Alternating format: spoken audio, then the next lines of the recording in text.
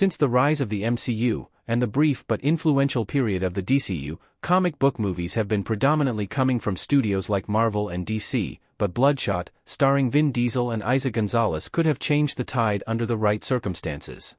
While Marvel and DC dominated both TV and film spaces, with only a rare exception making it through the cracks, smaller comics publishers hoped to get in on the superhero movie success. The boys managed to excel in the space in 2019, although the story originally came from Wildstorm Comics, an offshoot of DC.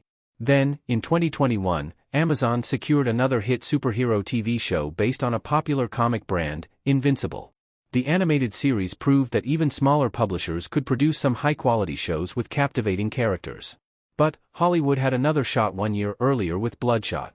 The story was originally published as a comic by Valiant Comics, but the movie failed to launch a competing superhero franchise despite the success of other comic book movies.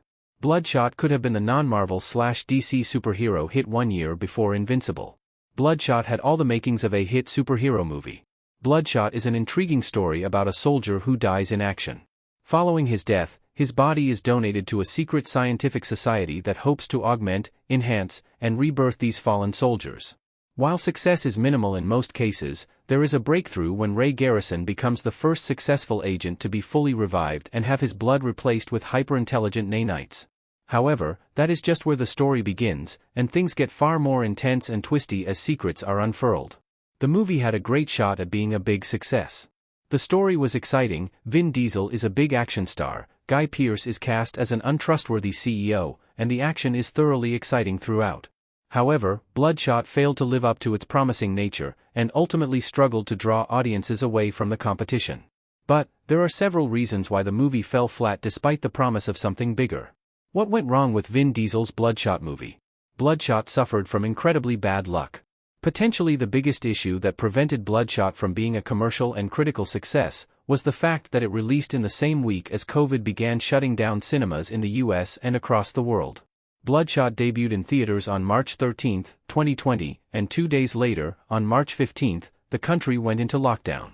As a result of the unfortunate timing, the movie was moved to streaming platforms just 2 weeks after it premiered.